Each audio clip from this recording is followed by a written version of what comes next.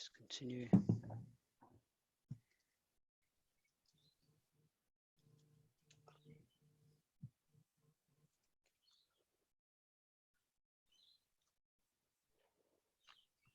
Ah, it's been such a day. Oh dear, that's not going to work.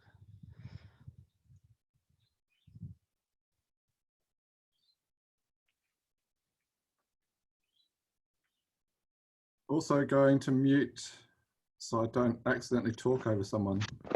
Sure.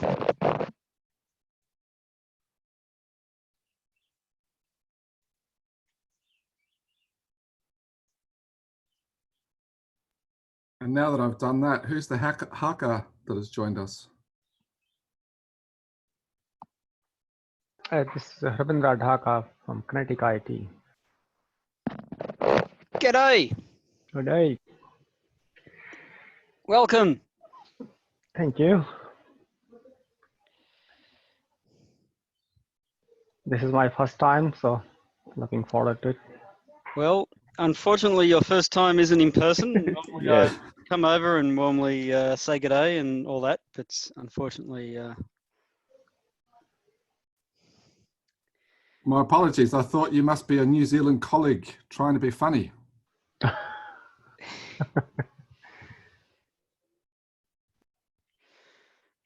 Right. Now, what do you think of the idea of me downloading it just in case I lose some form of internet connection? It might make a difference, but I should just download it anyway. Hey, Olivia. Hello.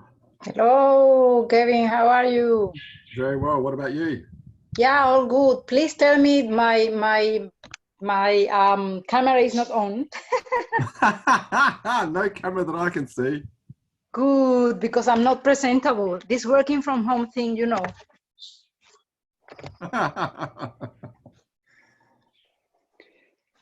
I'm also working from home, but I'm all dressed up because it makes it feel more like work. There you go. I still have my sport clothes from the morning. Ah, my sport weird. Okay.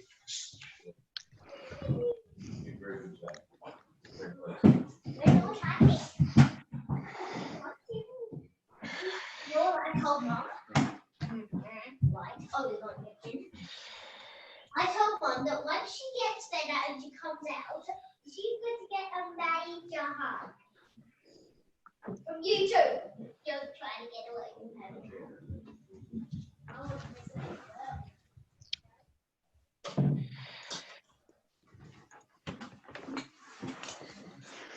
All right, guys, do you see the startup page? We Indeed. can see it. Excellent. All right. Yes, cool. A big hello to Mr. Andrew Breeze. Oh, g'day, guys. How do you do? Hey, Brad. Very well. Excellent. Hey, Andrew. I wasn't sure whether you're able to make it, so thank you. Do you want to spend a couple of minutes saying g'day to everyone when I say that Dialogue Information Technology are our sponsors for this? Well, I wasn't planning on spruiking. It was if we had been in the room as planned. Yeah. I probably would have prepared a couple of notes, but I suppose our based on our enthusiasm for helping out in tangential ways around the rest of the IT community. I've sort of put Dialogue's hat into the ring to be more closely involved in the association, and I think it's a really positive move. And hopefully we can get these back to face-to-faces as soon as the current climate permits. But Dialogue, we're very happy to be involved. Thank you. Enthusiastic about it. So, Well said. I suppose if you would like to know more, come and ask me. Nicely put. Very, very elegant. Yeah. Okay. There is a slide where I've just got the Dialogue's logo, and I'll explain, of course. I mean, we don't formally kick off until 5:45, but I'll explain that had this have gone to plan, we'd be in your wonderful office, and but it doesn't distract from the support that you're providing us. Great. Now, if I may remind everybody that this call is being recorded for safety and training purposes, but it is being recorded. It has been recorded since 5:30. All right. We have a chat, and I'll just say hi there. Catwoman's here.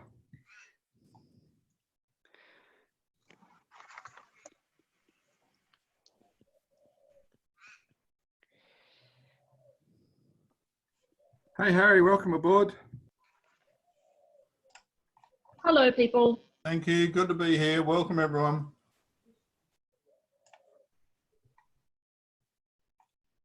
G'day, Catherine. G'day. You didn't need the Greyhound bus after all. No, indeed not.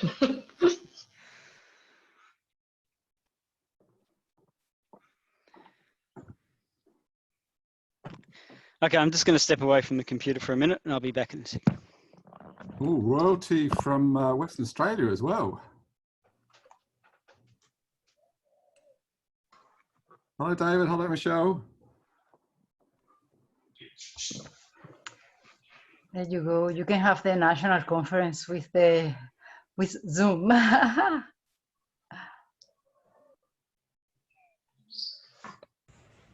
How are we going to get the drumming on the seats working?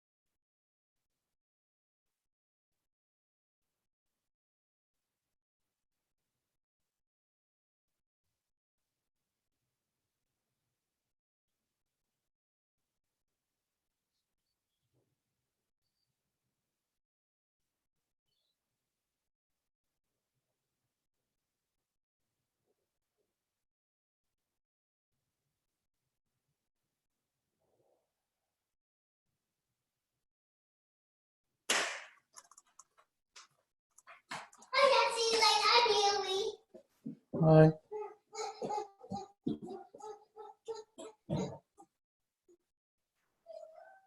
Olivia, you might want to mute.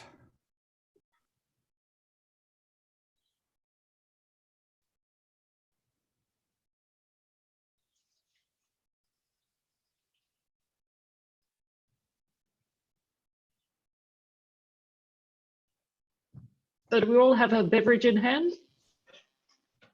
Glass of water. Is that all?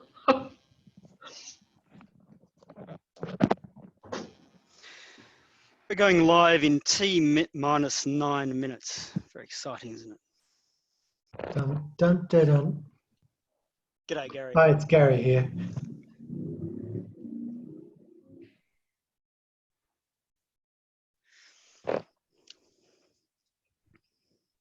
And g'day, Marion.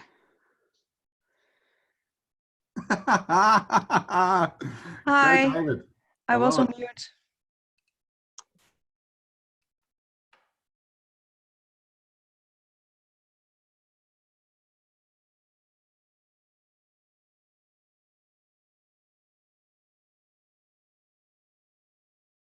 Catherine, you're asking everybody if we have a drink. I have a drink. Yes.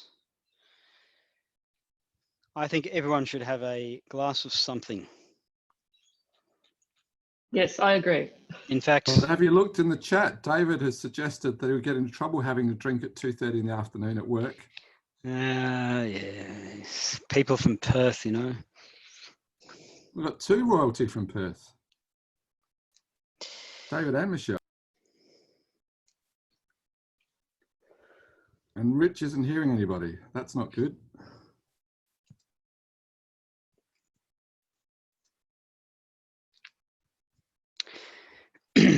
Just a reminder to those who have recently joined in the last 7 minutes, this presentation is being recorded.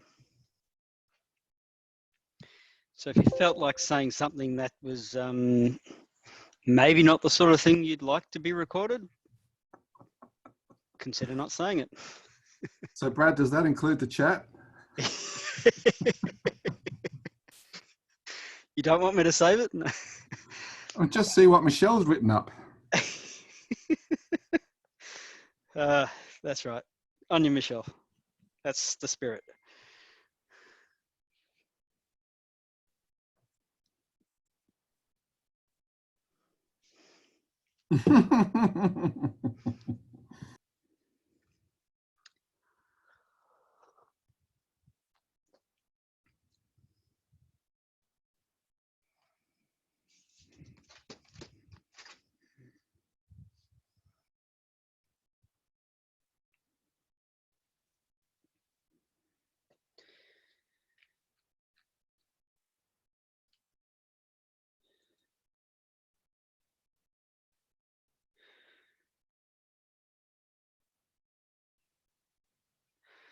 G'day, Nick from Senetex. Nice to have you over.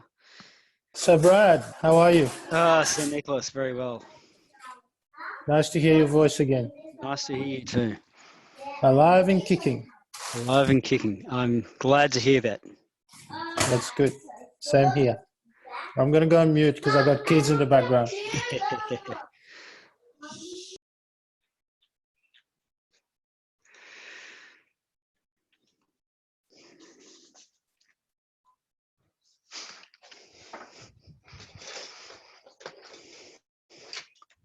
Good slide change. You like that, did you? Very smooth. Especially the way it flicked backwards and forwards. Subliminal messaging. Well, you got to make sure the cursor works on the keyboard. You know, I've got a whole checklist here, 5 minutes before presentation starts. Check up and down cursor. I wouldn't have expected anything less. Hey, the chair himself is here. And scarily, my phone's about to run out of battery after an entire day on teleconferences. Not I'm surprised my earpods haven't run out yet. It's fascinating the earpods are lasting longer than the phone.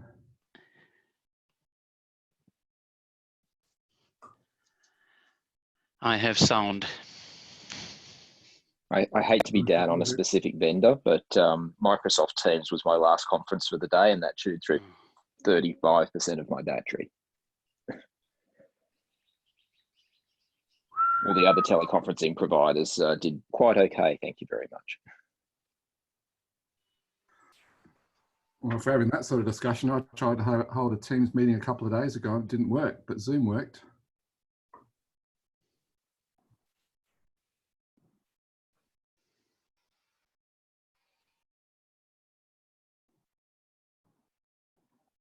I've just discovered the other scary thing is my phone actually has to cool down before it will wireless charge now. That's how hot it was running.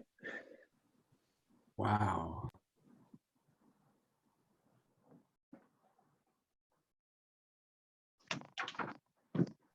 Maybe I should share my beer with my phone.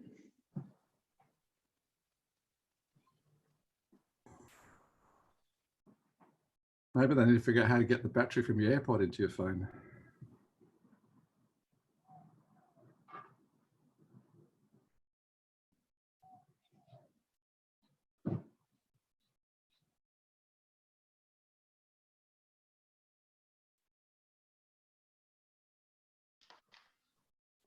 Hi, Gavin. Can you hear me? Yes, I can, Rich. Hey, hello everyone. Sorry, a few technical issues with my headset. To choose another one, then I could hear you, and I don't think you could hear me. But yeah, now it's all working good. Excellent. I like the background. Looks good. Black hole.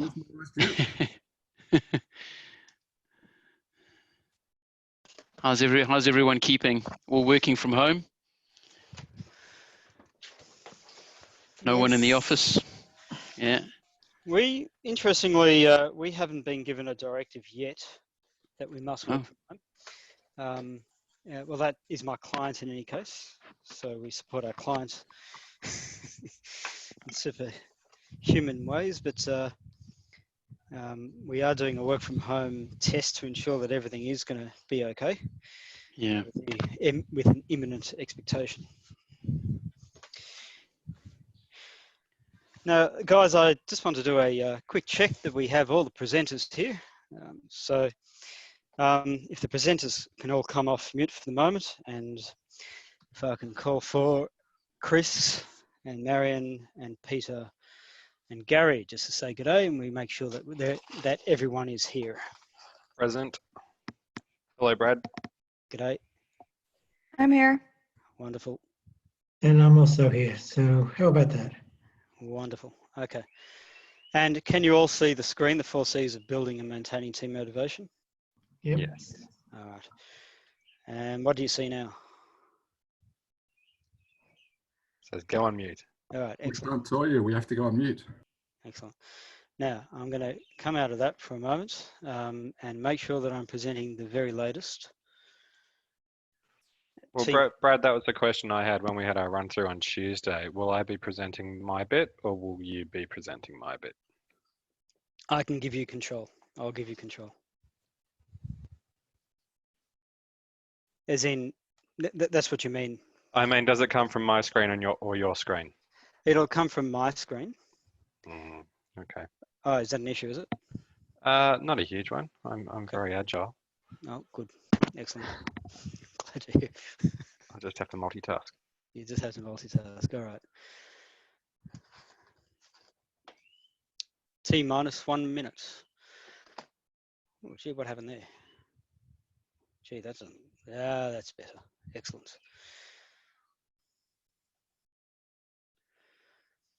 Now we're all going to do a countdown.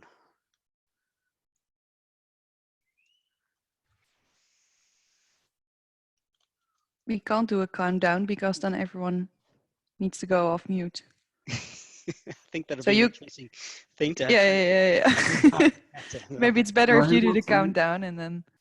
He wants a muted countdown. We'll all just nod. How's that? Excellent. Yeah. All right. We're all talking to ourselves. Excellent. All right. Well, it says it's 5:45 according to my Apple phone. So why don't we kick off? Everyone, my name is Brad Schimmel. I'm the chair of itSMF Victoria. And this is our first ever seminar that I know of that we've done virtually. So thank you to everyone who's found the time to and the ability to click on the link to get to our Zoom, and who are on the Slack channel and the chat. It's wonderful to have everyone here this evening. I think we've got a really fantastic presentation. We have 4 rapid fire presentations on building and maintaining team motivation. When we came up with this, I don't think any of us actually even knew the word coronavirus. So it's a really important and topical matter. It's something that I'm working through with my team, my own small team and the wider program as well. So it's fantastic to have everyone here. A few housekeeping things, please. I'm going to go on mute in a moment when I call for our first presenter. If everyone can go on mute, I don't know of a way that I can enforce mute. Now, I'm just looking through the list. It seems that just about everyone is on mute anyway, so thank you for that. Excellent. This session is being recorded, so please bear that in mind. If you have any objection to that, please let me know via the chat. Excellent. So, indeed, welcome. And I'll go to the next slide and make sure this works. There you go. Please go on mute unless you're presenting. We will be having a Q&A session after this with our presenters. If you have a question, can you please put that into the Zoom group chat? And then I'll come to you. Tonight's event is proudly sponsored by Dialogue Information Technology. Dialogue is Australia's largest privately held information technology organisation. And if we weren't living in the world that we live in with the circumstances that we have at the moment, we would all be upstairs in level 10 at 60 Collins Street. It's a wonderful boardroom with fantastic catering and enjoying the warm hospitality of Dialogue. Unfortunately, we're not, but thank you to Dialogue for your support. And it's lovely to see Andrew Breeze here, the General Manager of Dialogue Victoria, come along here, and a number of other of our Dialogue colleagues. So thank you for that, and thanks for your support, Andrew.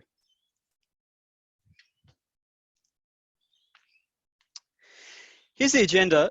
Most of you know that the way that I run things is, especially here, we're far less formal than this. We're far more laissez-faire. But we do have 15-minute rapid fire presentations. I will be keeping time, presenters. And I'll give you guys like a 5 and 2-minute warning. All right. Following all of this is our Q&A session. My beer is in the fridge, and it probably will come out maybe even a single malt after Gary finishes talking. Oh yeah, that's me, just in case you're wondering what I might look like. That's a photo of me presenting at our national conference a few years ago. And also a big welcome, not just to our Victorian members, but Tasmanian and Northern Territory members as well. You're very warmly welcome as part of our Victorian event. Brad Bush is our national chair, and he penned a lovely email in memory of a colleague of ours who passed away last week, and that is Mr. Peter Cross. Brad's email is here.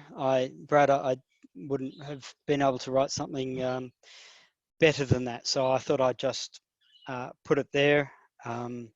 So the association is, we are very much moved by his passing.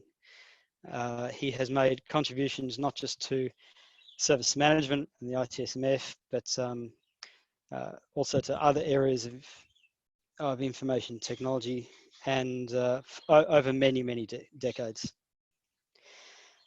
A friend of his on LinkedIn posted something here, which is this is his memory page, and if anybody feels that they wish to give, as of when I put this together, it's very warming to see over $9,000 already provided in memory of Peter through the Are You OK website. So if you wish to take note of that, please do so.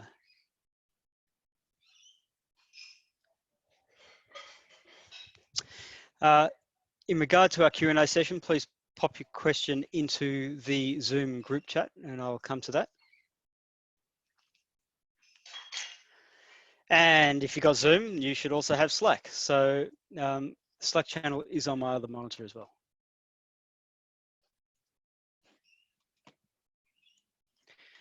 And as I say that, I've just put it on my other monitor, and I've got to make sure that I haven't stuffed anything up there. Can you all still see that?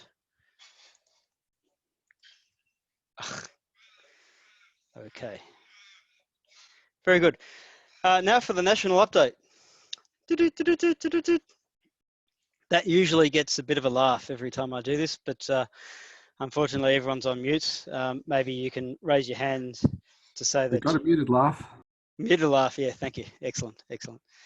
Guys, I actually really like this slide. It's something that Brad Bush and the National Board have been working on. I think it's quite succinct. It's really what we do, all of us on a page. If you're unfamiliar with the itSMF, or you think, oh yeah, they just run a couple of events and things here and there, and occasionally I could buy something from them. It's actually a very big picture there. We've put a lot of thought into our vision, how we do things, and as you can see there, don't worry, I'm not going to go through this line by line, but I have read this over with Brad and the National Board, and I've been very, very impressed by it, and I'm very happy to share it to our members here, just to remind you of the breadth and depth of how we serve our members through the forum.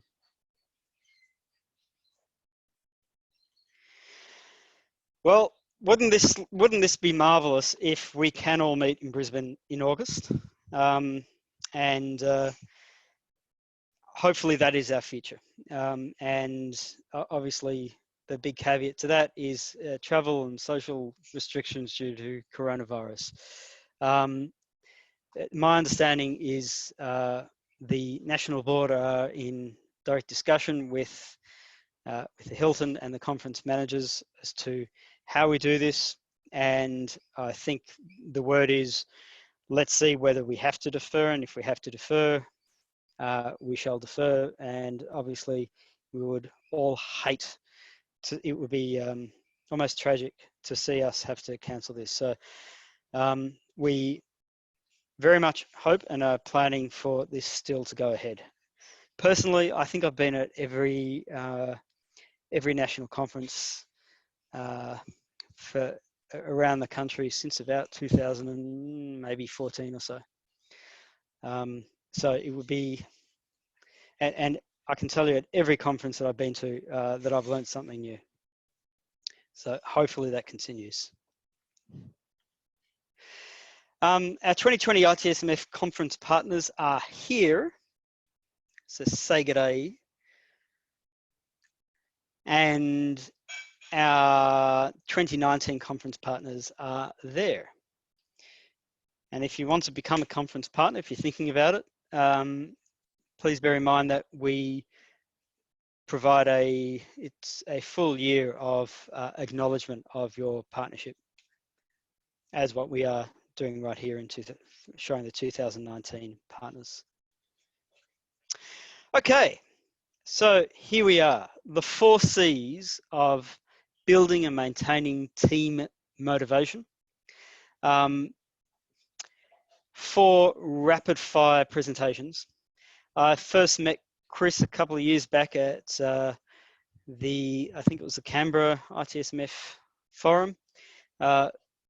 And I've been very, very impressed by the stories that he has shared with us in terms of how he came into a role, heaps of people in his team. What is he going to do? How does he build it? How does he maintain it, particularly in service management and operations? So, Chris, if you're ready for me to give you remote control. Sure.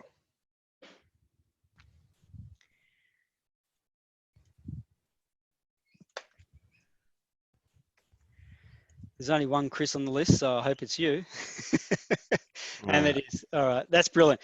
Okay, Chris, it's now 5:55. Your 15-minute rapid fire presentation starts now. Thank you, Brad. Thank you for the invitation. So I wanted to share a story that I've really been thinking about since it happened in 2017. And I was really especially motivated to tell it after the 2018 conference. So in 2017, I changed roles. I'd been with a service provider for 9 years, mainly looking after infrastructure in the energy and utility space, a lot of stuff in data centers, a lot of primary, secondary, a lot of legacy infrastructure, messaging platforms, service desks, that kind of thing. But in late 2017, I moved to a role where it was my job to help build a managed service capability around cloud integrations on orchestrated microservices. Now, I didn't know what orchestrated microservices were. I didn't know what an API was. I walked into my first interview not really having a great understanding of what a container was. I managed to get the role, and I don't know why my slide just moved forward.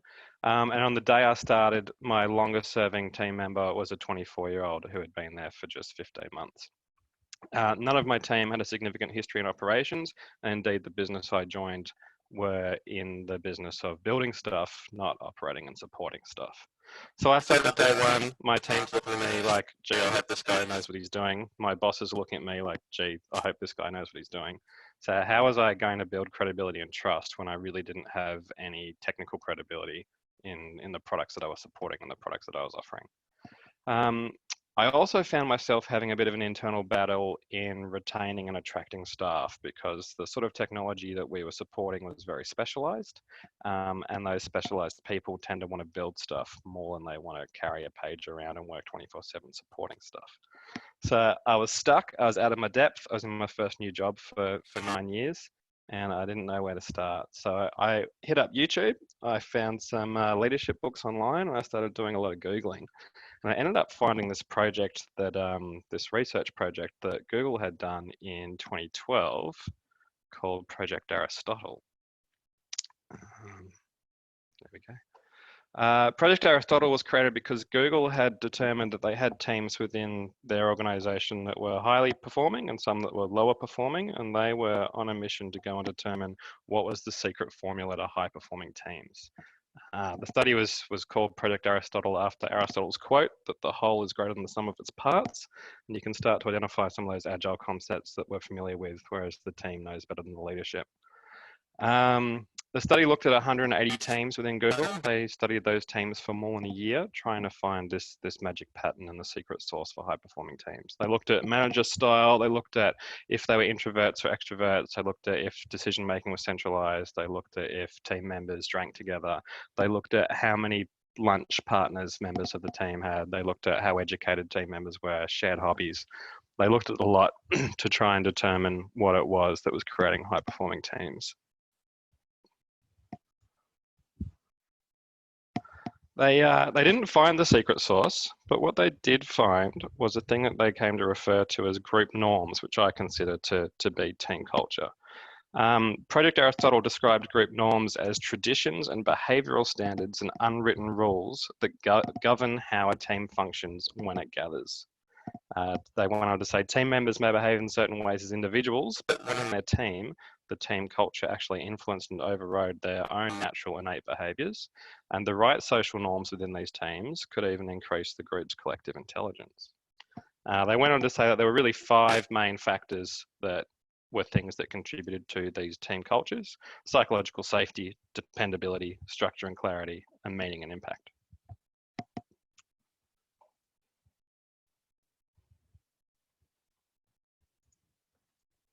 Psychological safety is something that I had come across before, particularly after some restructures that I'd been through and some contractual changes that I'd gone through in the late 2000s. I knew that it was the most important, but I also knew it was probably the least tangible of the 5. So how is that going to encourage an environment of psychological safety where people could try things and have the freedom to fail and have the freedom to identify their failures quickly and the confidence to share those failures, particularly when some people in the team would see that any sort of failure could be reflected negatively on their career. And I think that's really important. I've spent almost all of my career working for service providers servicing multiple customers. So when my team is looking after someone else's stuff, I think it's really important that the team members as individuals feel confident enough to put their hand up and say, hey, I don't know what I'm doing, or hey, can someone else help me, rather than go and find out if something works or not on customer kit. When I took over my team, I had a meeting one Friday where I listed some of my own failures. I spoke about the time I got fired from a job. I spoke about the time that I worked so hard that I got pneumonia. I spoke about in 2016, I lost a major contract despite having 3 years of green SLAs because I didn't at the time really understand that my customer interpreted value differently to what I was obligated to report in the contract every month. I spoke about the time I prioritized looking after an electronic tolling system over spending time with my dad when he was very ill. And I also spoke about the concept of favorite failures, which is still something I'm really, really passionate about, and it's probably my go-to question when I'm interviewing candidates. I like to think of favorite failures as a time that someone has got something wrong and made a mistake that is absolutely, definitely their fault, right? A bad example of a favorite failure would be, oh, one day we had an incident and it was really hard, and then we restored service and it was good. I'm more looking for those personal failures, something that people carry around with them that influences them each and every day and helps them make better and informed decisions every day. So I asked the team to go away and think of some favorite failures that they were brave enough to share and come back and share them with us. One of the biggest things that Google found around how to create psychological safety was about giving everyone the same amount of voice and the same amount of speaking time. So to try to encourage that as my team has scaled, I started with 5 when I joined in October 2017, and I have 28 today, was to do a video stand-up. Now we've ended up splitting the video stand-up into 3 as the team's grown, but I think the video is important, particularly when we're working from home, as we are at the moment, but also because we have remote workers. Some people work from home, or they work from customer site, or they work from interstate. But going around in that stand-up, and I'm sure almost all of you are doing stand-ups, but I'll recap it very briefly. The stand-up we go through is pretty much, what did you do yesterday? What do you plan to do today? And perhaps most importantly, where are you stuck and where do you need help? And again, this comes back to giving people permission to every day talk about stuff they're struggling with and where they might need help. We're also trying to add a little bit of fun into the video stand-up. We're about once a fortnight or once a month, we might do a crazy hat day or a bring your pet to stand-up day. Today was the first day that everyone on the team was working from home. So today we asked everyone to spend 60 seconds taking their laptop to their fridge to show us what they were stockpiling in their fridge. And tomorrow we're planning to have a 15-minute game of Pictionary to, again, just take some of the pressure out of it and some of the stress out of it and make it a bit more fun.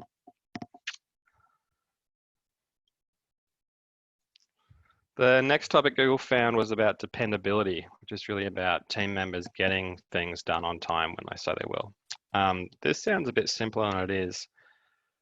I like to address this through peer accountability. And there's a link later on in the presentation of a book that I was given at an itSMF event many years ago by a woman named Sharon Spratt, who ran a one-day course on how to instill accountability in technical staff. And it was especially designed for new technology leaders, people like, I presume, most of us, who have been techos at one stage in their life and suddenly find themselves as people leaders, but there's not a lot of that sort of soft skill development that happens when we become people leaders. So my team knows that they need to manage our customers 24/7, and we have a bunch of SLAs. But I give them a lot of freedom as to how each team goes and protects those SLAs and those commitments. I try to say I don't care what time people start, what time people go home, how long people go for lunch, if they're sitting at their desk catching Pokemon on their phone, all that kind of stuff. What the measure that I try to use as to if people are doing their job appropriately is that they can look their team members in the eye and they can ask for help, and that no one is shouldering the load of anyone else in the team. And I think that peer accountability helps the team build autonomy and helps the team build some of that self-healing function, that the team knows what everyone else is doing. They've spoken to everyone else that morning on stand-up. They have a social relationship as well as a professional relationship. If someone is away, that gap heals quite quickly and quite organically. I've also discovered that kind of flexibility and trust actually builds some pretty massive loyalty. Here are some pictures that I've taken, or I've asked the team to take over the last 2 years. We refer to it as extreme support, and this is really when our engineers are supporting customers in unusual locations. So we've got a guy there sitting on the floor of a gaming conference. We've got someone at the bottom of a mountain. We've got someone in hospital. He had a pin in his foot, There was nothing more than that.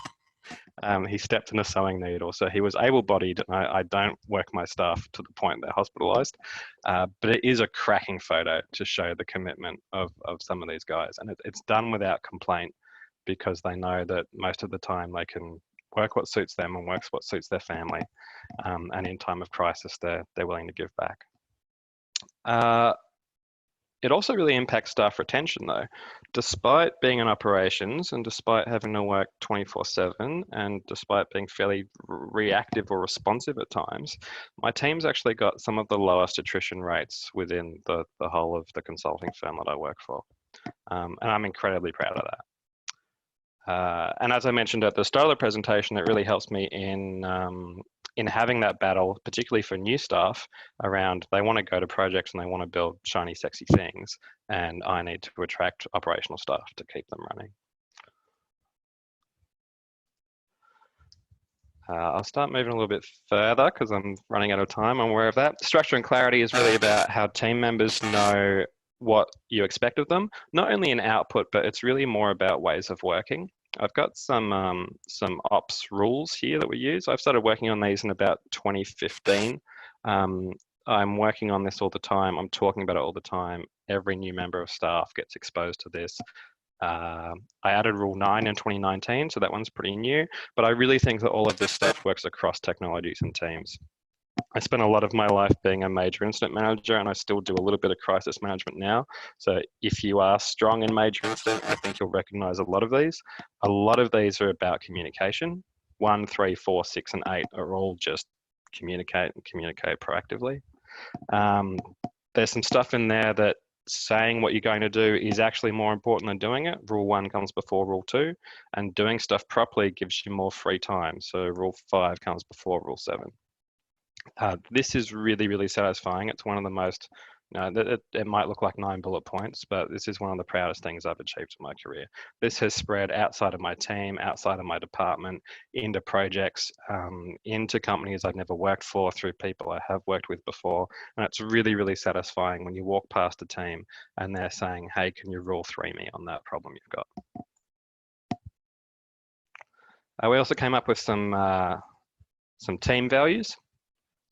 We spoke about accountabilities and getting things done. That links back to dependency, which we've been speaking about. Openness and transparency is a big one. I try to set the example by having my calendar public, by leaving loudly. So Tuesday nights, everyone knows that I leave at about 3:30 so I can go to a swimming lesson with my daughter. I'm not available Tuesday nights. If I've got a medical appointment or something like that, again, I tell everyone where I'm going. All my meetings are open door. This is an important way of sharing culture too, I think, is by just being really, really transparent about what you're doing. The agency, there's no fate but what we make for ourselves here is the Sarah Connor quote. I stole this from David Conroy from South Australia Power Networks when he spoke at the 2018 conference in Canberra. I've actually bought 2 model Sarah Connors, and one lives in our office and the other one is in my drawer, but I have been intending to send it to David for more than 12 months. So putting this pack together has motivated me to do that. The last one, Grads Don't Buy Beers, is again about competing with when we have new staff come in, they're going to want to go and work on projects, and I need to be able to attract them to my side of the fence and then keep them. So for the first year that graduates are with me, they know they don't have to buy their own drinks. I'll start moving even faster because Brad's about to cut me off. Meaning and impact is really about trying to make the work tangible to people, especially in my old infrastructure support days. You have people sitting in a room who are supporting equipment 40 Ks, 60 Ks, 1,000 Ks away from them. They don't know the applications that equipment is supporting. They're just supporting blue LEDs in data centers, keeping them blue, and green cells in SLA reports, keeping them green. It's not tangible. What I've tried to do with all of our customers is to have some of the technical staff, and particularly team leads, go through client inductions so they understand not just the purpose of the application and the infrastructure, but really what that business or what that organization is trying to achieve. I think that gives engineers real world tangibility of what it is that they do. So it wasn't all smooth sailing though. I had some challenges. Some in the team were resistant to change. Some weren't immediately supportive. some of the team weren't interested in cross-skilling and becoming more autonomous. They'd been doing a job for a little while and they wanted to keep doing that job without any change. I'd say almost half the team thought the stand-up was a waste of time for several months. Trying to make that more fun and trying to focus it on how the team can help each other was really my main target in sorting that out. And some from outside the team really looked at us with bewilderment, particularly your ITIL 3 types. They looked at some of the stuff that we were doing and just said, these guys are having too much fun, they're not doing their job, they're not taking service management seriously enough. There's a bit of a culture clash. And again, as I mentioned a slide or two ago, I've really tried to combat this through transparency. Everyone is open to come to every one of our meetings. We try to do our stand up on the floor. We have public calendars, we have public Slack channels. We really try to do everything out in the open so we can create some curiosity and invite people to follow us. Brad, I promise I'm almost done. Where to start if people want to follow my footsteps or give this a go themselves? I think authenticity and thinking about your team and what you want your team to be known as. If you want your ops team to be famous within your organization, what is it that you're going to do to get yourself there? I think vulnerability is really important, asking questions rather than directing your team. You know, some of that servant leadership stuff is important too. And finally, like having fun and experiment and trying stuff. And if it doesn't work, then try something else. I think a team health check here is useful to make what is really a pretty qualitative metric, how high performing is your team or how satisfied is your team, into something more quantitative. So here are some links to further reading. I've got that book from Sharon Spratt that I mentioned at the start. There's a great video here by David Marquette as to leading with intent rather than leading with instruction. I've got a link to the Project Aristotle page, and there's some stuff from the Atlassian team health checks at the bottom. So thank you very much. That's brilliant, Chris. Thank you. If we can all, you know what, if we can all raise our hands on the participant chat and say, show our appreciation. I think that's really fantastic, Chris. It's the second time I've seen this presentation from you. We did a dress rehearsal on this Monday night, and I'm very, very impressed. Guys, I did, and Chris, please accept my apologies for not fully introducing you as being also the Director of Operate at Deloitte. Chris, a question for you. Do you think one of the reasons why you've been able to accelerate in your career at Deloitte so quickly is because of your fearless nature of experimentation and your ability to bring your team along with that culture of experimentation and freedom to fail? Look, I think at the start, no one there knew enough about ops to tell me not to do anything. And pretty quickly, I had enough momentum that I think they were too afraid to tell me to stop, to tell me how to do it. So I think, yeah, a bit of confidence and barreling into it, and you know, just having, once you've got the support of your peers, once you've got people from other teams, once you've got testers coming and sitting with your team during the day, just because your team has the right energy, that's when you've really got that momentum to keep going. Yeah, brilliant. Thank you, Chris. Excellent. Thank you. All right. Oh, whoops. Something about freedom to fail, right? Back with you in a moment. Right, I have control back of my own screen. Can you all see that, guys? The yes, we can. Beautiful, excellent. All right, so that was the first C, and now I'd love to introduce Marion Den Ouden from Top Desk Australia. Marion is, if you don't mind me saying, somewhat new to the country. Marion is creating a beachhead for Top Desk Australia. She's the GM of Top Desk here in this country, opening up this regional office. Marion actually just recently returned back from an overseas trip, so it's wonderful to have you back. And Marion will now present on careers and recruitment. And what I'll do is give you remote control. So just one moment, Marion. Yeah, great. Thank you. Excellent. Now, Marion, as per tradition, I'm going to give you the same terms and conditions as I have for Chris. So your time starts. Are you ready? Yeah, I am. Your time starts now. Okay. Thank you. Thanks, Brad, for the introduction. As said, my name is Marion. I've been with TopDesk for over 5 years. As you probably can hear from my accent, I'm from the Netherlands, so not from Australia. But since 3 years, I'm heavily involved with recruitment and interviews within TopDesk. And we pride ourselves with the great culture that we have. And we generally believe that it's maintained by recruiting the right people. So as a team leader or someone that's responsible for building teams within our organization, this is an important topic. And since then, it has become of a special interest of mine as well. So today I want to tell you something about why you need a hiring strategy and how this should look. And also after that, how you can maintain that team. So it's actually completely the other way around as the title now says. So we're going to first look at recruitment and afterwards at careers. And because I only have 15 minutes, I want to use this as a starting point for the Q&A or the conversations over Slack later on, rather than bombarding you with too much information in 15 minutes. So I hope I can finish this within 10 to 15 minutes. So first on why you need an hiring strategy. And I hope, yeah, there it is. And there's actually two parts that are really important in this in this area. As you all know, the world is changing rapidly. If you look at service management 10 or 20 years ago, it was completely different from what it now is.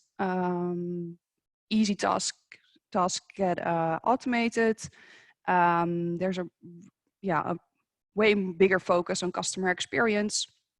So service management is not only something about keeping the technology working, but it's also helping people to work with that technology.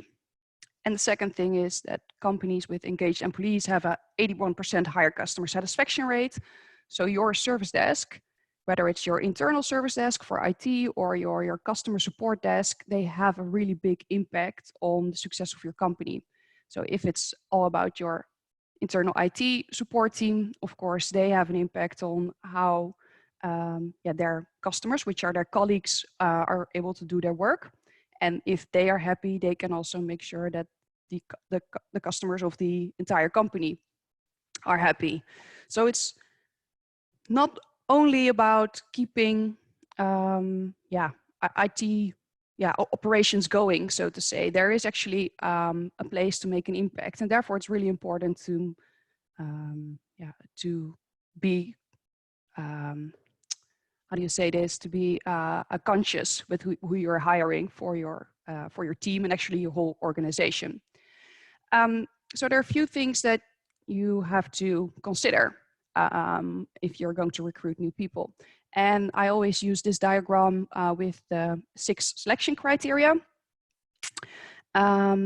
And what I see within a lot of companies that there is a focus on knowledge and on skills that certain people have. If you also look at vacancies, for example, there's a whole list of all kinds of requirements that are necessary for the job.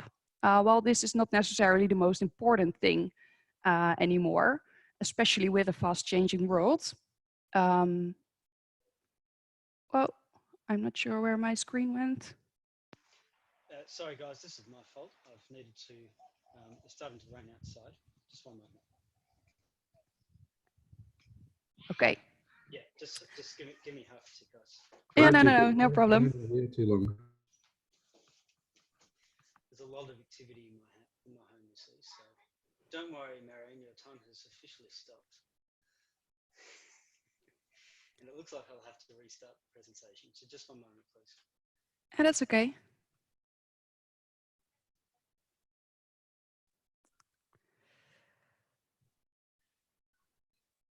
So what I said before is there's a lot of focus on those skills and knowledge.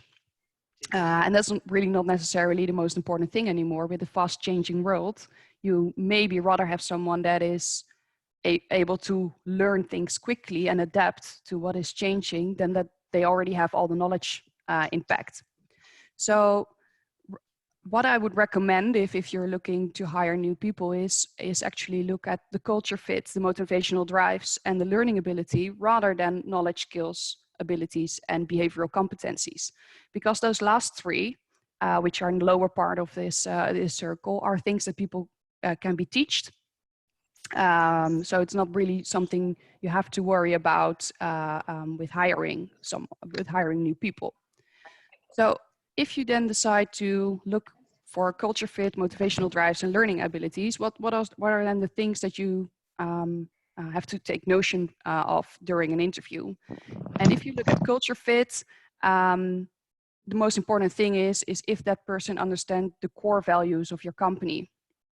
And what I really like as a question in an interview is, I always ask people what the most important value is that their parents teach them, because that says something on how they see the world and how they like to interact with other people.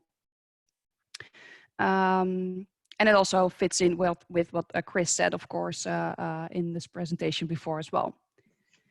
If you then look at motivational drives, yeah,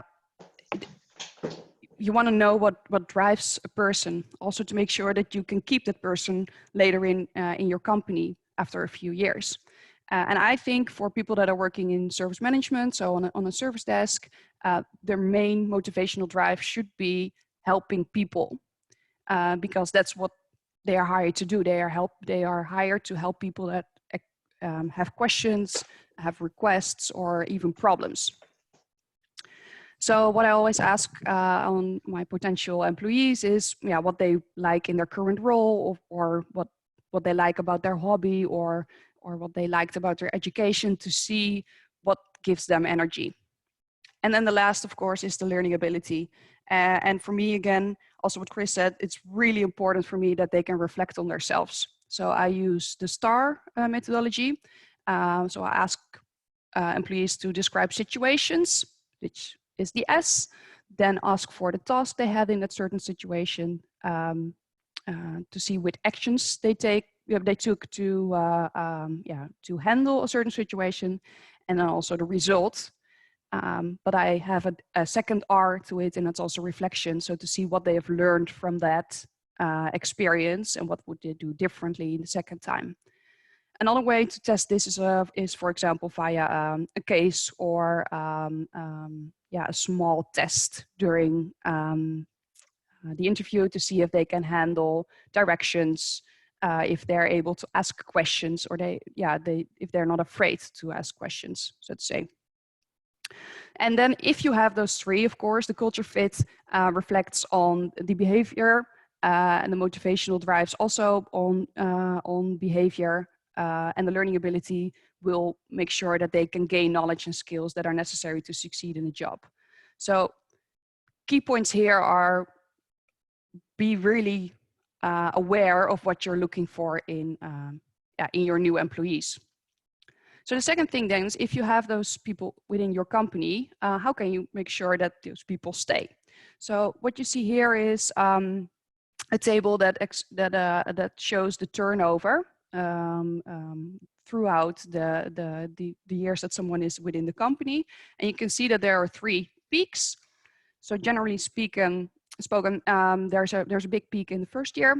So a lot of people leave at that point, and a lot of that is going back into the training and the guidance they get in their first year. So I want to tell you something on how you can improve on that. And then in the 3rd and the 4th year, there's another peak of people leaving because people want to take the next step, but they don't know how, or they're not helped with taking the next step. So they are going to look for another opportunity. And you see that repeats after 7 years, because then they're looking for the second step within a company. And after that, you can see that a lot of people just are happy. So turnover decreases after that period. So these are actually the 3 points that you can, or you should take a look at to see where you can improve on to keep your people within your company. So if we look at that first year, onboarding, as already said, it's really a major part in making sure that people stay. And onboarding is not really all about their first day. So as you can see in this small comic, introducing someone to their cubicle is not necessarily onboarding. There's a whole training part that is also a major influence if people stay. So it's about the first day where you will, of course, welcome people and make sure that they are guided, but then of course also about the training and the expectations that you have from people. So the first day that people start within my team, I make sure that there's cake. I like to celebrate things with cake. And then the second thing is that I'm going to explain them what I expect from them in the first 3 months. Not to scare them, but just to comfort them, to make sure that they know what is coming, how we're going to measure that success as well. And then the second thing that I want to add to that is make sure that you also make this a continuous feedback loop. So after that first 3 months, also ask of people what they liked about that onboarding flow and what they didn't like. And a good way of doing that is also customer journey mapping. So listen to the experience of your new employees, see how they have experienced the whole customer journey from recruitment, so the first touch points with your company, until the end of your onboarding process, and see which touch points you can improve on. And I will give you a link to a customer journey toolkit as well at the end of this presentation, so that you can start working on that afterwards. So after year 1, we go to make sure that people understand what is expected from them and guide them to take that next step. And a really important thing is the learning environment. So it's important that people are being challenged.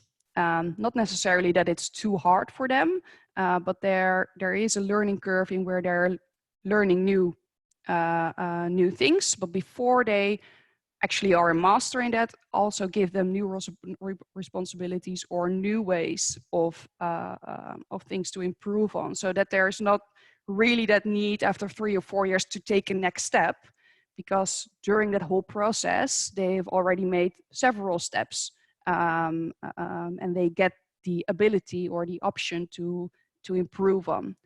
And there are 4 stages in that learning curve, so to say. So first, it's really important that they know what they are not good at or what they need to improve on. So that is the unconscious incompetence. So they see a bike. So we have a really Dutch example. So they see a bike, but they don't know what to do with it. Then the part comes that they are conscious incompetent. So that means that they are well aware of the skill, but not yet proficient enough to use the bike. At a certain point, you get the conscious competence, so you're able to use the skill, but only with effort. So you're actually need to concentrate while cycling. And then the last part is the unconscious competence. So from that, everything goes on fluently. People don't have to think anymore to do it right. And actually, you want to give people that new learning opportunity between phase 2 and 3, so that they are actually just now realizing on how they have to do things, and then give them a new step where they can improve on. However, I do want to emphasize that it's not only about the things that people need to improve on, it's also about things that they're actually really good at. So I have seen a lot of reflection meetings, so the yearly meetings where team leaders or managers are really focusing on what people need to improve on, rather than what the actual qualities of that person are, because you can also look at how you can further improve those strengths of that person, and also look at the the way those strengths are divided between your people, because you can have a team with people that are really good at executing, but it's really important to have people that can do executing, and then have other people that are good with influencing and relationship building and strategic thinking, so that you have a balanced team in which they can learn from each other. And I use the Clifton Strength Finder for that, to see what kind of people I have in my team, what are their strengths, and how can we further leverage that. So that's what I want to talk about.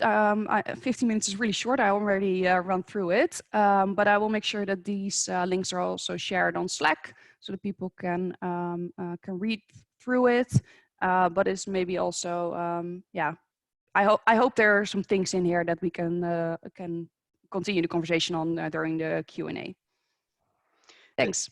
Spot on, Marion. Thank you very much. And I invite everyone to do another hands up, and well done, Marion, for that. I first met Marion at the Brisbane conference when you came along to promote your product and business. And I loved your attitude and go get them. And so I thought it'd be brilliant to have you come along and present to us today. And you've made Melbourne your home, Yarraville of all places. So well done. Thanks. And you got it right within 15 minutes, even whilst I had some technical issues where the cable popped out of my monitor. So I'm going to put the cable back into my monitor, which may cause another slight distraction here. So I think I've just lost it.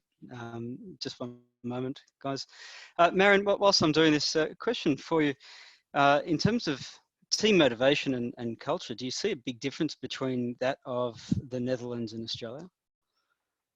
I think if you, I think there's not really a big difference between those things. I think there is more, if I can say that, a generation difference. So a lot of people that now come out of school have the idea that they have to have a new job every year, every 2 years, or that they have to climb a certain ladder to be successful.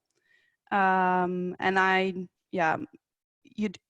you don't need certain titles or certain hierarchy structures to give people the idea that they're improving on themselves. And I think that's the most important thing to keep in mind when you're managing people, that they want to see improvement on themselves. And it's the way you handle that. I think that's really important, rather than if someone is Australian or Dutch. Very well. Very good. Thank you again, Marion. And we'll call you back for the Q&A session. Thanks. And some terrific feedback, of course, that just like we had for Chris on the Zoom group chat. I welcome everyone to provide their comments. This is it's a bit of a challenge here, because normally when we have presenters, there's usually some highly passionate debate. A lot of people interrupt the speaker, and I actually quite like that. It's my kind of style. It just shows that we're all learning and getting very much involved. So we don't have that, but we do have Slack and the Zoom group chat. So thank you again, Marion. Our next speaker for our third rapid fire presentation is on coaching. I first met Peter, was it 2012, 13, 14-ish? I can't quite recall, but and once upon a time I used to consult into Cenetex. For those who don't know, Cenetex is a shared government service of the Victorian government. Peter was General Manager of Operations for many years and has now moved into a Chief Advisory role. So, Peter, are you ready? And I remind you, Peter, you might have to come off mute.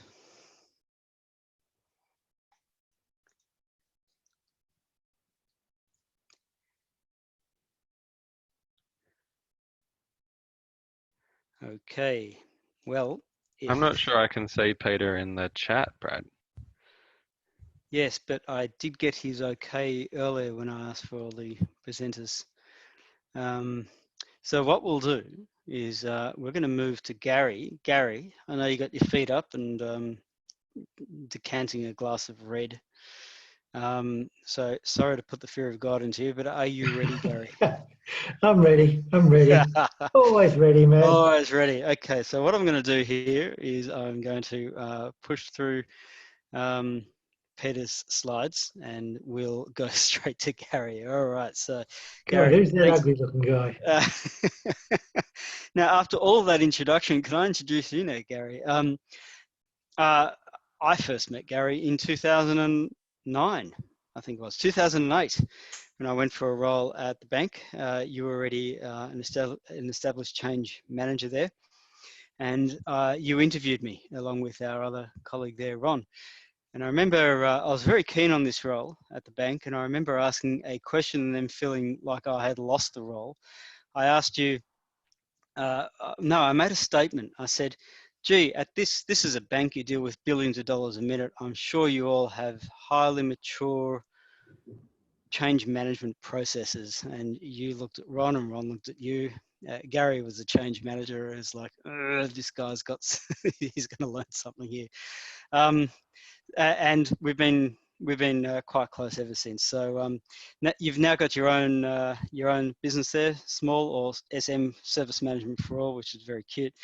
So ladies and gentlemen, to talk to us about cause and mission, and the reason why we're really doing stuff here, please welcome Gary Percival. Gary, if you say you're ready, your time starts now. Oh, do I get control? Yes, I better do that. Okay, one moment. No, you have to do it without control. Well, that means next, with your please, mind. Brad. All right, here we go, Gary. You should have that now. Let's see. Mouse, keyboard. Okay, hopefully I've now got control. Brilliant.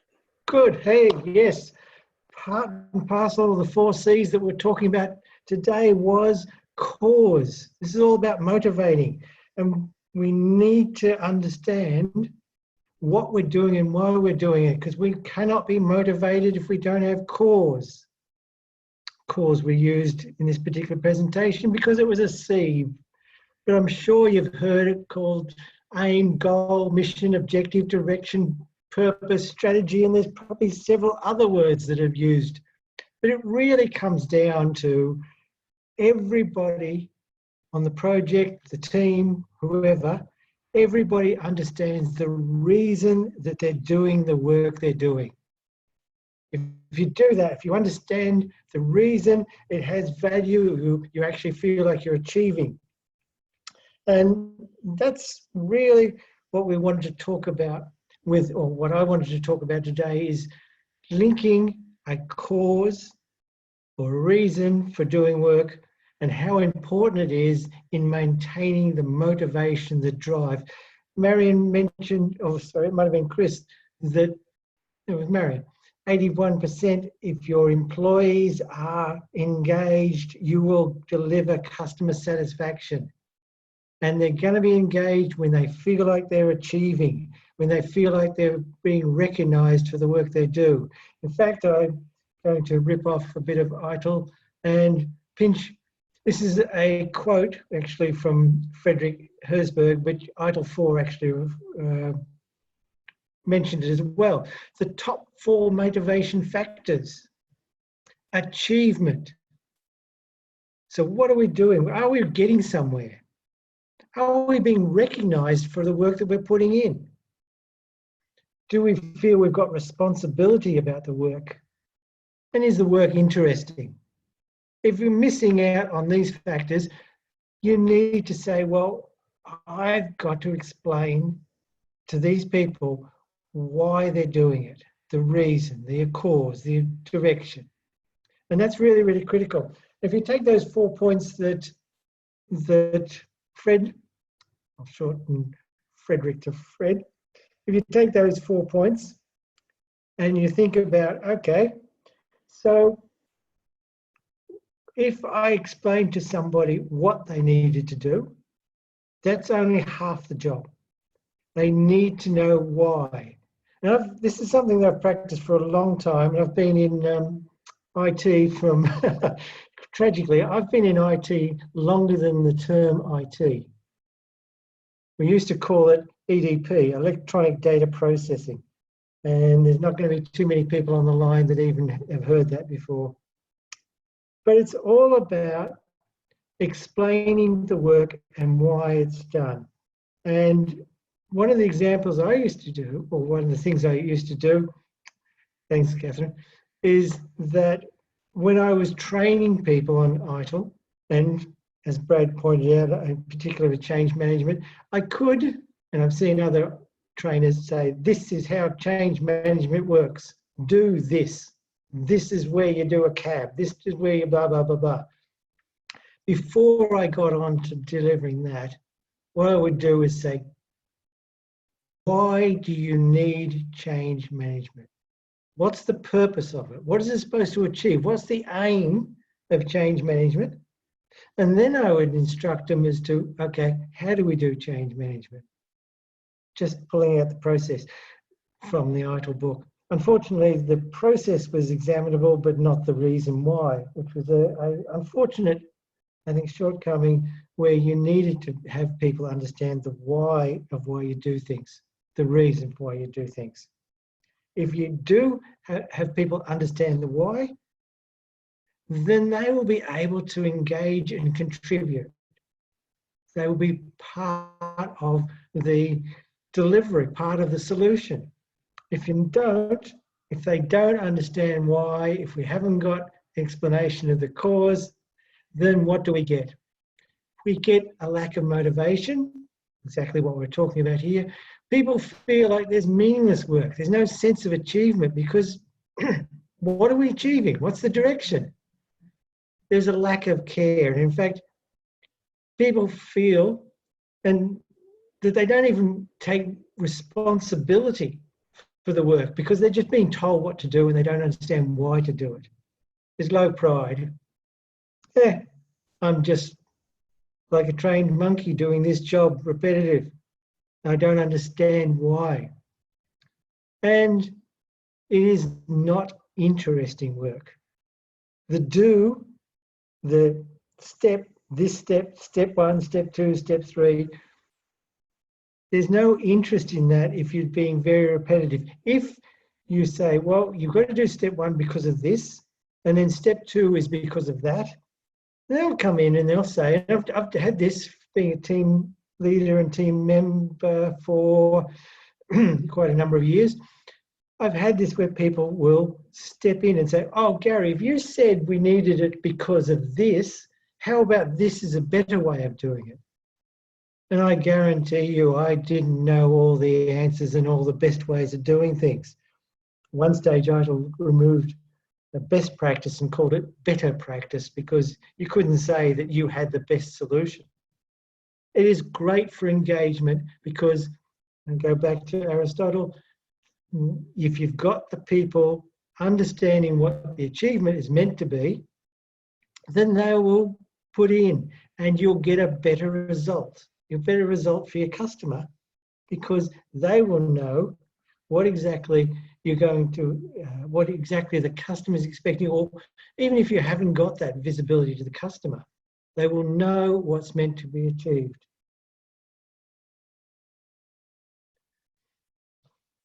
Now, the goals themselves are a tricky thing. I've seen goals pasted up on walls saying, we are going to be the best at everything. Have anyone seen or heard that? No, sorry, you're still on mute. We won't go into that. But that doesn't make a lot of sense and it's certainly not motivating. A goal must be simple, it must be clear, it must be relevant to what the work is. And it also has to be part of the overall, like the team must support the department, the project, the organisation. It must fit in with the strategies. So talking about the objective or the purpose that doesn't fit in with the work that they're actually doing or with the objectives of the overall organisation means that the goal is going to be something that we stick on the wall looks pretty, but no one takes much notice after a week or two. Think about the alignment, how you communicate the goals. How do you make this goal, or rather this work, relate and link clearly to the goal that needs to be achieved? And the goals themselves, part of strategy, tactical plan, etc. So you talk about, okay, it has to be very, very connected with the work. And that's one of the hardest things in a leadership and in motivating people, is to see that you've got the connection. Because if the people in the team can't see the connection, we go back to that situation of poor motivation, because they don't see any interest in their work. They don't see achievement, recognition, or responsibility. So how do we do? We have got to think about, how do we make those goals clear, and how do we make them so that we can relate to the work that's being done? I assume, oh, that's always a tragic word to use, but I assume the audience is mainly service management professionals. Okay, so I put the challenge out there, and when this was originally going to be a face-to-face presentation, I was going to challenge the audience to come up with some definitions of what the service management purpose was. And can we say, if we had this definition, can we say that the work we're doing on a day-to-day basis fits that purpose? We can see how it relates to that purpose. Because I haven't got my audience to hear straight away, I want to say that we've got to think about the purpose. The thing I've heard most of all is, oh yes, we're here to deliver value to the customer. Excellent, that's good. What is the customer? Who is the customer? Is the customer the end game, or is it something closer to what the customer might be, that next department that we're delivering service to? What does value mean? And you can take on the ITIL value statement, which is, as best as a thing like ITIL can do, is it's got to be generic. When you're working with your team, you can't be generic. You actually have to say the value is this, the customer is this, the purpose of doing it is this. I had one position, one organization I went through, I worked for, and had the CIO put a challenge out to everybody in IT, not just service management, but everyone in IT. He said, right, I want an email, half-page email, on what your job delivers to the customer. Because they wanted to get everybody to think about the purpose and the value of what their job was. I had a DBA come to me and say, well, I don't even know what a customer looks like. All I do was maintain a database. And I said, yeah, good, fabulous. Why do you maintain the database? Oh, because I'm paid to. Yeah, okay, that's good. That's some sort of motivation there. But why are you being paid to maintain that database? And the answer was, well, because there's several applications that depend on it. Great, that's good. So those applications, why do we keep those applications running? Oh, because they're delivering a service. Good, we're moving here. What is the service? Or why do we deliver the service? Oh, because people are paying us for that service. Fantastic. I said to this DBA, now you know why maintaining your database is critical, why the customer needs you to do your job. And I could see the expression on his face. He was no longer just a person clicking out, tuning, optimizing the tuning of a database. He was actually thinking about, hey, this is delivering a service. There is people that are dependent on this. We need to look at the reliability of this. So the purpose is applicable to every role, every piece of work. And it's essential because if it's not there, you're not going to get the best from your staff. So who is the person that has to say, well, this is our purpose, this is our mission, this is the cause? Oh, we'll leave that up to the leader, the boss, the manager. You know, it's their job to give us some cause or purpose. It isn't just the leader who will drive the motivation by explaining the cause. I've done this as a leader, as a team member, as a general, I'll say general dog's body, someone that was basically told what to do. But you can use your own influence to encourage others to be motivated in what they do, to actually see the reason that they're doing the work and why there's some value in the work itself. So now, I'll give an example of when I was, and this is going back a while, when I was a junior officer in the Army Reserve, we were told, right, you were going to give orders, but if you ever get an order, this is not combat conditions, this is normal operations. If you ever get an order that is not explained, if you are given a direction and it is not explained as to why you're giving that, then you as an officer, as anybody, must ask. And go back to psychological safety. Sorry, I couldn't even say that word. But again, you must have the safety to ask. I'm sorry, I don't understand why we're doing this. Can you make it clear? And guaranteed there's a lot of other people in the same team that were dying to ask the same question because they don't feel like they know why we're doing things. In the army itself, they said, look, if you're going to order troops to attack a hill and there was a reasonable chance that they might die, then you better give them a really good reason for risking their life. Otherwise, you're going to be running up that hill on your own.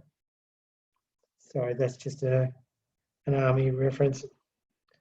But it's still relevant to everybody. If we can act as leaders, whenever we see some of our team members demotivated, disinterested, and feeling like they really are just turning over the wheel, then we need to make sure that we can contribute to explaining the cause and motivating them to actually deliver what they need.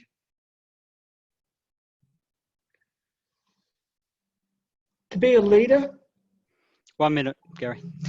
To be a leader is not command and control. It doesn't work for professionals. We are all professionals.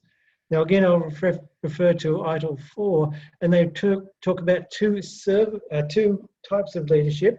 Servant leadership, and this is what I like to practice, was how do I make the team members' job easier? How can I make their life easier? So I'm basically being a servant to them. Whatever they ask for, I make sure it happens. If they need access, get it happening. Another one I like is lead from behind. It doesn't mean that you're running in the opposite direction. It means that you are allowing the team members to actually lead and giving them the autonomy and just basically giving them a direction and a reason for doing it and letting them do it. Adaptive leadership, that's a tricky one, but it's also a very important one. When the cause is flexible, so that you need to be able to keep people aware of the cause, even though the cause, the objective may change. So that is a really tough ask to make sure that people can maintain the reason, they maintain the purpose of their work.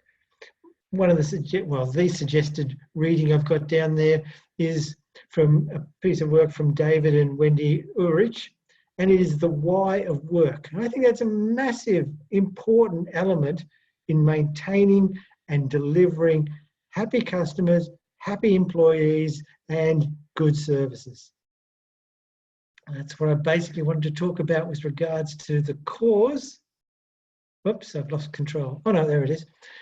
So we're talking about motivating people, giving them a cause, giving them a reason to actually do the work.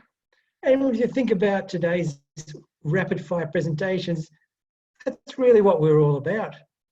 We wanted to make sure today helped motivate you to motivate others.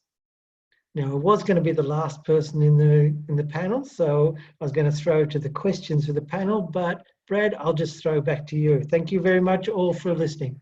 Yeah, thank you, Gary. That's brilliant, and there's a lot of material there. You know, last year I was invited at Brisbane. I was invited to do a rapid fire presentation.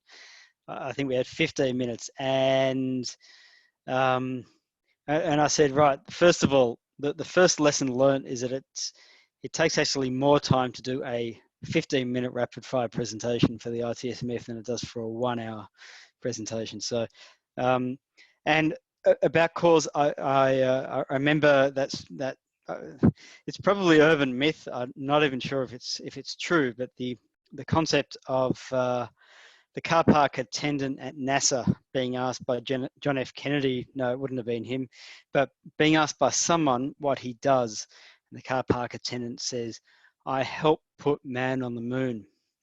Like, that is cause. And I think if we can think of all of ourselves and our staff about, so what do you do here? Does the DVA say, oh, I make sure that the indexes are healthy? What are you actually doing? What are you actually helping to do and achieve? So thank you, Gary. That's brilliant. We have a lot of hands up again, so thank you, and you can see those coming through. Our third and last speaker, if you get the joke there, and Peter, you are on the line, so you can come off mute now. Peter's thank you. Certainly understands cause and motivation for trying to do something. I mean, my client is a Victorian government department, and I know what we're doing for coronavirus and the work that you guys are at Cenetex doing across multiple agencies and departments. So we catch you at a very busy time. So glad to get you back here and to perhaps if in the interest of time, I know we said a 15-minute rapid fire presentation, but maybe if we could just point to your number 1 or 2 points on your slide there, Peter, and go after those. I'll give you the share. And of course, I've got to go back to your preso, so bear with us, guys. And Peter, I've already introduced you. Oh, good. Thank you. I've got to work out how to control the screen. Yeah, no, that's all right. I haven't given you control yet. Oh, that's right. You can go through the slides. I don't mind. All right. Well, then, here you are, Pete. So I'm briefly going to talk about coaching, and interesting enough, obviously, it all relates to every other speaker that we've had today.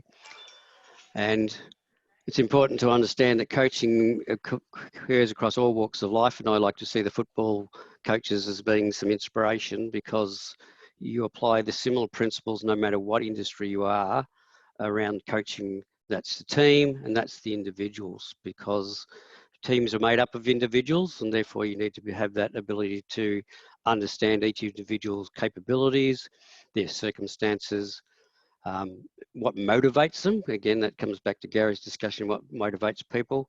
But you as a leader of any group, regardless of you've got a leadership position or not, need to be able to adjust your style and understand how people are, and that can change from day to day. As for now with the coronavirus, there are a lot of people that are uneasy, stressful, so it does occur around the situation, but also your personal circumstances. And that is something you learn over time, is to understand the different people's capabilities and how they're handling stress, and handling different situations, and being able to adjust your style in order to support them. Because as leaders in a coaching position, you're here to support your people to do the best they can. And one of the best sayings I've ever heard is, nobody ever comes to work to do a bad job. So our job is to understand people's strengths, and people sometimes say, and their weaknesses, and actually develop their weaknesses, but sometimes it actually, in this modern age, it's actually to observe people's strengths and allow them to apply those strengths. And that might not be in the current role they're in. That may be a requirement for you to look around and go, well, actually, there is a different role they could be in. And I've done that several times in my career. Sat down and coached people and mentored people. One particular instance where somebody wasn't motivated, but they eventually worked out from lots of discussions that actually that's not my strength, that's not my passion, and they actually completely changed their whole industry. They went from being an IT into becoming a health professional and actually training as a personal trainer. So next slide, if you wouldn't mind, Brad.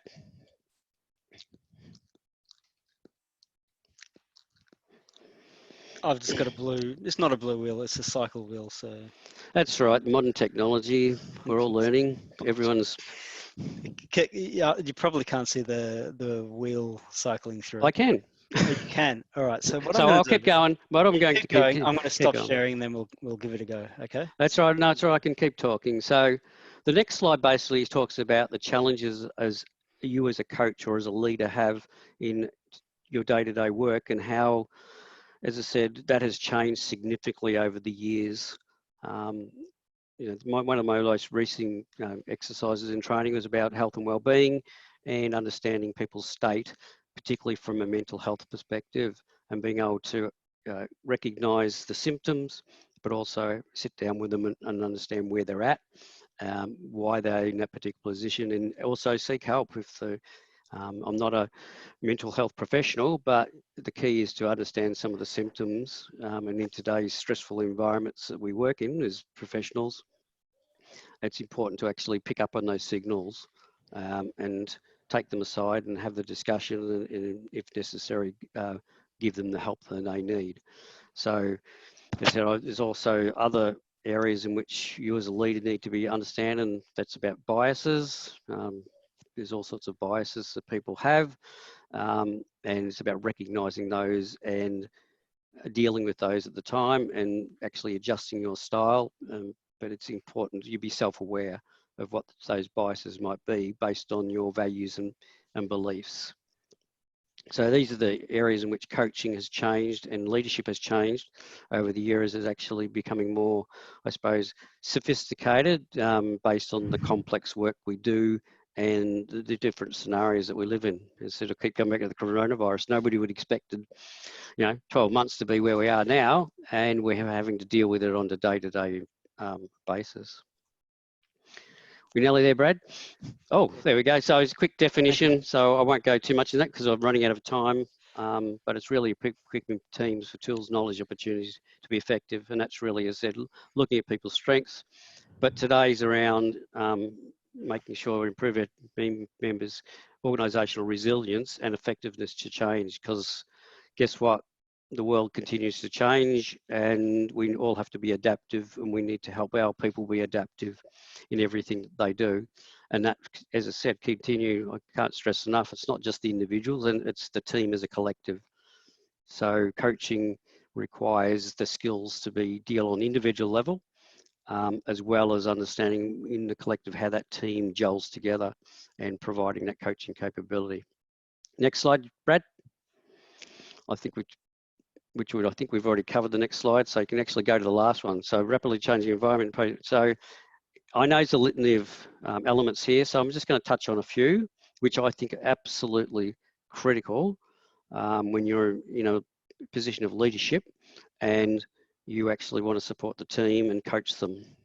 And I think actually the first one is absolutely prudent, that feedback's got to be frequent, regular.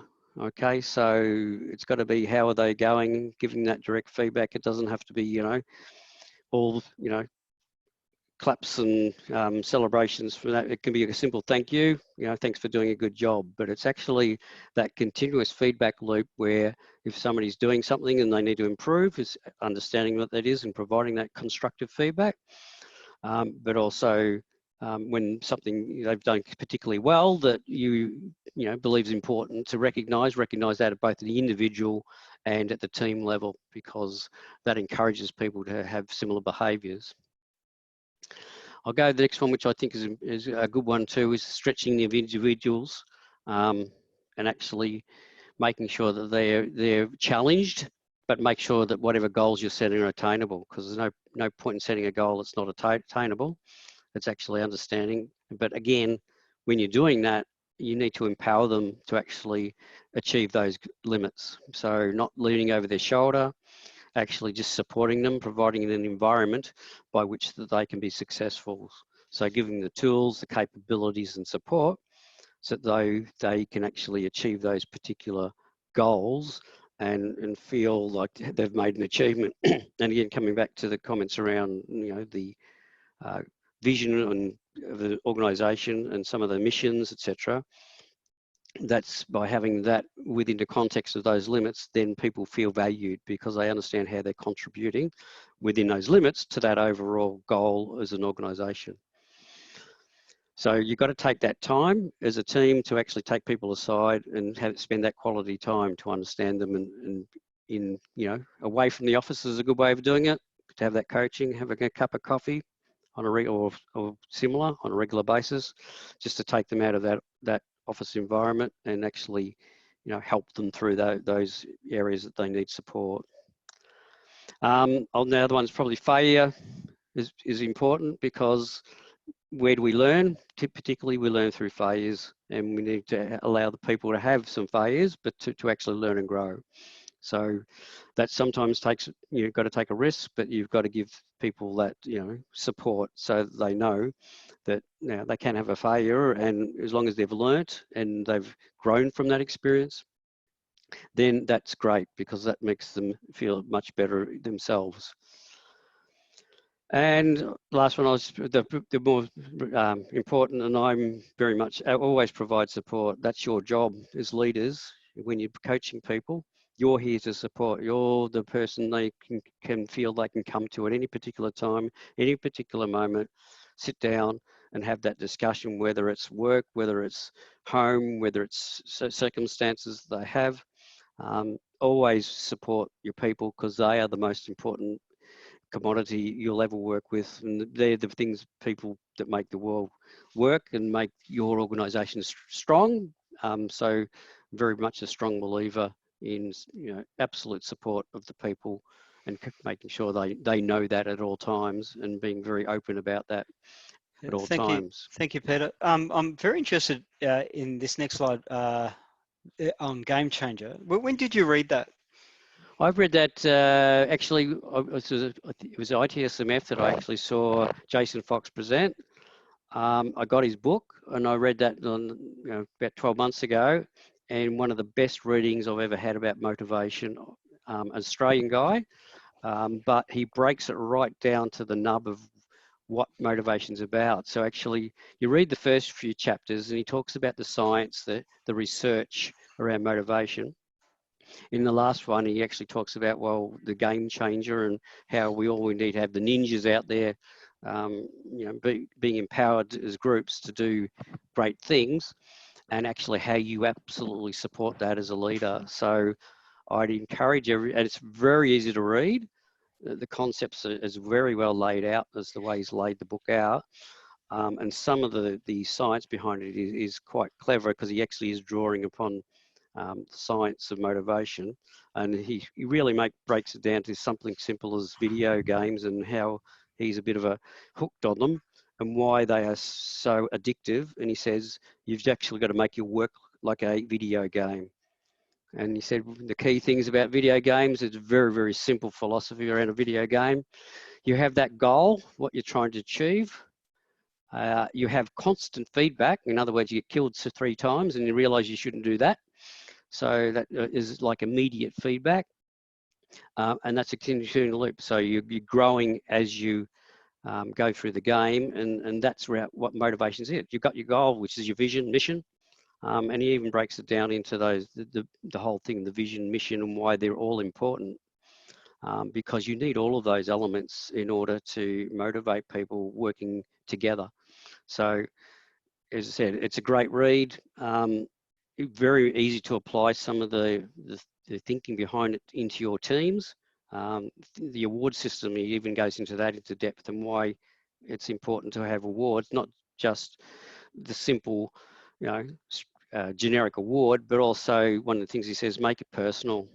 If you've got somebody that you know that you've sat down as a leader and you're coaching, and understand, well, that person loves motorbikes, and therefore they've done something well, and actually don't just do it on a special occasion, actually be a bit random about it and say, well, actually, I'm giving you this because of these few things you did extremely well.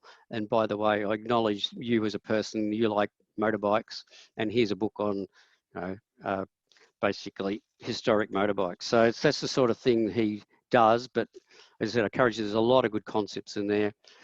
Do yourself a favour and go out and get the book and have a read. Do yourself a favour. I thought I'd throw that one in. Brilliant. I've nearly finished the book, Turn That Book Around by L. David Marquette, and which is what Chris referred to also. And I was talking about that with the CIO I used to work with, and it's just something I've got out of putting this presentation together with the guys is I think my library needs to get a whole lot bigger, and there's so many things that I should have just read 2 years ago. I don't know if that's like reader's guilt or something, but you're going to make a start. I do recommend Turn the Ship Around, and I'll definitely take a look at Game Changer. I'm certainly attracted to the fact that it's an Aussie. This is the guy with the red hair and the red beard. Yeah, the red beard. He's he's a great speaker. He's an out there kind of guy. Yeah, brilliant, excellent. All right, so thank you, Peter. Again, this is what you're hearing from tables all around the country. My kids are now sitting down to dinner, so I could ask them to go woohoo, go Pete. Woohoo, go Pete. There you go. You might have heard that there. Livia, is that you, Ron? Just put into the chat there. Yes. All right. G'day, Ron. So Ron and Gary and I used to work closely at a bank which starts with 3 letters, but we can keep that nameless for the time being. So nice to have you over, Ron. Now. Sorry, but Ron is not there. It's me. I just when you mentioned Gary and Ron, I said, "Oh yeah, Ron Morris," because I got to know him as well. Sorry about the confusion. Right. Okay. Thanks, Livia. Excellent. I want to tell you something very quickly about the experience of my girls working from home because their school is closed. In the meantime, if anyone would like to post a question either on Slack or Zoom group chat, please do so. And we'll, I can ask the presenters to come off mute. A very quick story. My girls' school is closed due to coronavirus. It has been since, when school been closed, Donna? Since about Wednesday of last week. Yeah. And the reason was a family returned from the US and the dad is a teacher at the school and has sons at the school, and it does create this snowball effect because they come to school with a cold kind of symptoms. They leave the school, they go home, they get tested, and they found that they're positive, and there's this incredibly complex domino effect of now you've got people who are casual contacts who know the kids, who have been in touch with the kids, and so they've just shut the school. To the great credit to the school, within days they got teams up. They've got my daughter who's in year 7 and my daughter who's in grade 4 I think they've been able to recover nearly all of the timetable which is done on Teams at the moment. And the kids have got around to it. You've got parents helping other families who don't know how to do it. And my kids are at home. They're not socially isolated, but they don't have a school to go to. And I'm thinking, what is the lesson here, and what can I share? There's a few things that the school is doing to keep motivation and to keep the contact going between the kids. They're asking for kids to take a photo of themselves at the computer doing their lessons and to share that. And just those little things like that are keeping motivation higher as we're going through this time. I've just sent a picture of my desk with a beer. I wish it was Corona beer. It's not, it's a cause. That's on LinkedIn. Go have a look. Go and like it and send me your photo as well. And just show how we are responding here. We're still a community and we're still connecting. There's nothing stopping us from doing that. A question for anyone here who are using Teams or whatever technology you have with your teams. I've asked when I do these Teams things with my team that we have our video on so that it becomes personal. And I just, as a first question to everyone, and feel free to come off mute and answer it freely. What are you guys doing? And this is an open question to everyone on the call. Come off mute if you want to answer. What are you guys doing to help break down the concept of isolation and to still keep the motivation going? Well, Brad, it's Peter Yes. here. Yes, Peter. We've been actively using Teams actually for quite a long time within the current project I'm working on. Yeah. And I found that nobody feels isolated. Everyone feels motivated because the goal is still the same for that team. Yeah. And they're actually enjoying the change and the whole embracing of some of this new capability. And as far as the video, don't mind having it on or off. It's a personal choice. And some people just like to talk. Other people like to have want to do video. We don't actually care whether they have the video on or not. We don't mandate it. It really comes down to what you want to do. And sometimes there's actually a limitation to your bandwidth in your neighborhood. But it's been a really positive experience because they found a whole new capability that they never knew before. And everyone is just absolutely embracing it with both, arms and loving actually liking, the flexibility is one of the key things they're getting at it, because we say you can work from anywhere. We're not saying you have to be in the office at all. And we're lucky in our industry to doing what we do that we actually don't need to be in a particular spot or location. So as I said, yeah, at Teams has just been, we've immersed ourselves into that whole, I suppose, ecosystem, and it's just so flexible and easy. So, one day I was actually, at the airport dropping my sons off going overseas, and I was working because I don't have to be actually in an office or at home. So it's all about that whole flexibility of the workforce to be productive wherever you need to be, but also if you have to adjust because of your lifestyle. And again, this is forcing people in many ways to be, isolate, but this whole medium really changes up and gives people so many options, and it makes it much a joy to work when you actually don't have to go to the office. Yep. Yep. I want to add something to that. I think yes, you shouldn't underestimate the people that are working alone from home. So I am really lucky because my husband is also at home. So we have a shared office now. But people that don't have a partner or don't have roommates, they can get lonely. They won't necessarily say that, but normally people have that small talk with the coffee machine or just like the lunch room where they can talk to people. And if you're alone all day, even though you have contact via Teams or via any medium, I think you should keep an eye on those people that you know of that are working alone. I already heard it from one of my team for my team members. It was not necessarily that she said it. She said, I'm lonely, but you can see that it's hard to keep motivation if you have no one to talk to, except for that 30 minutes stand up at the beginning of the day, or that training that you have for like half an hour or an hour. So yes, a lot of possibilities, but also a lot of also a lot of things that you need to keep in mind that are different from working from the office. Yeah, it's good. I guess it depends on the personality of everyone.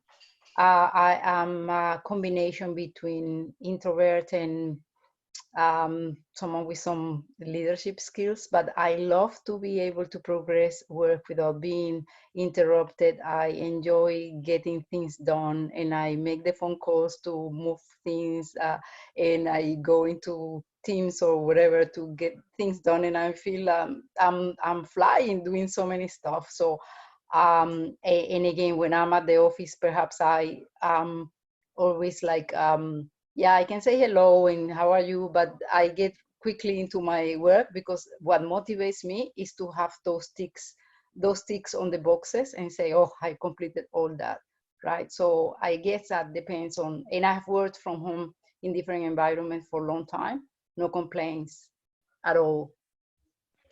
Yeah, is this Livia? Yes. Yeah. By the way, if please feel free to just chime in and have an open chat. Livia, I think you acknowledge something very important. Everyone is still at the end of the day, even though we're still at the table, we need to feel a sense of satisfaction. Like, yes, we did that, because we're in a time of social isolation. If it gets to that here, as it is in Italy and maybe in the UK, it actually feels like you're getting stuck. You're not moving anywhere. You're not actually doing anything. So I've made a point to my team to know more about what they're doing at a technical level, not so I can micromanage them, but so that I can say, well done, you tick that one off. Great. You know what? It's 4:45. Just switch the computer off and take the rest of the day off. I think that, hi, Brad, it's Sam. Thanks, Sam. Yes, g'day. Hey, can you hear me? Yeah, so yeah, I'd echo that and some of the things the ladies just mentioned as well. I worked from home for British Telecom for 3 years, solidly. We went into the office about once a month. I'm about to lose my headset after all of that. You only had to go into the office once a month. Yeah. And you we paid had all team that meetings rent once a month. in London as you did, and you could have just done it here. Hey, go on. It's kind of funny. I tried to get them to let me work from Spain, but they wouldn't let me. And so, yeah, I think just some of those points about it does, it's different for different people, but keeping up that motivation and like what you're doing, Brad, I think that's a really good point about checking in with your team a bit more, just to see and have those one-to-one conversations as well as the team, stand-ups and the conference calls, just to do that check-in. And sometimes you do need to have that water cooler conversation because, otherwise you can't have it by yourself unless like you mentioned before, you've got your partner working from home as well, and you can't always just sort of shoot the breeze. So those other sort of informal chats are really important to activate, I guess, rather than sort of just wait for other people to, climb up on a conference call. Yeah. The thing, David Marquette in his book of Turn That Ship Around, is that he says frequent and short informal conversations is what he loves to be informed by. He hates receiving reports. He hates someone coming and saying, yes, sir, I'm headed, and then talking 5 minutes of detail. He just likes it when someone says what they intend to do and then provides short updates as you go along. When we work from home, we don't have that. Unless we've got a Teams chat, I think it's much harder for us to build it. We've actually got to say to the team, hey guys, here's the whiteboard, here's the general Teams chat. When everyone has anything to say, put it on there and just let us all know informally of what's going on. That's one of the things that I fear with my team working remotely for a long period of time is I just lose those small bits of information that are really, really important. Hey, What's the Brad, other one Brad? other thing. Oh, Okay, Richard. Oh, sorry, go. Sam. Yeah, so hey, the other experience that I've got from working from home was actually secondary because my mum worked from home for almost all of her 45-year career. And that was incredibly frustrating as a kid because she would clock in at 8:30 in the morning and clock off at 4:30 in the afternoon. And even on school holidays, she wouldn't let us in her room, in her office. And she had incredible discipline, probably almost too much. Yeah, I just wanted to share that that having a bit of discipline about your sort of start and finish times, having regular approach to your work really helps sort of set a standard. And maybe not a structured lunchtime every day, but it does help to sort of revolve around a schedule. I think that's really important, Sam. Your personal life sort of bleeds into a bit of sitting on the couch and doing this. And you've got to switch off. So I thought I'd share that. Yes, yeah, exactly. You've got to have downtime. Everyone must have downtime. And sorry to cut you off. I agree that we're social animals, right? We need to have interaction with other people, and that's typically the physical level, as in face to face. So you've got to be conscious that many people actually can be either spectrum, right? Some people can work alone for a lot, but a lot of people need that constant interaction and feedback. So again, it's recognizing the individuals in your team and the team as a collective and understand how people feel and think and supporting them to make sure. And is it good, Brad? Checking up on them is critical to say, because they may not necessarily say it in a group, but they may say it when you actually talk to them privately, directly. So it's about having that time to, as leaders, to actually set that time aside and make sure that that's a very regular occurrence, and it probably needs to be more regular now because of people's circumstances based on this current scenario. So it's really just to be vigilant and be looking out for those signature signs when people are checking out or are not feeling part of the team or not being motivated or are just generally stressed because of the world around them and what's happening. Thanks, Peter.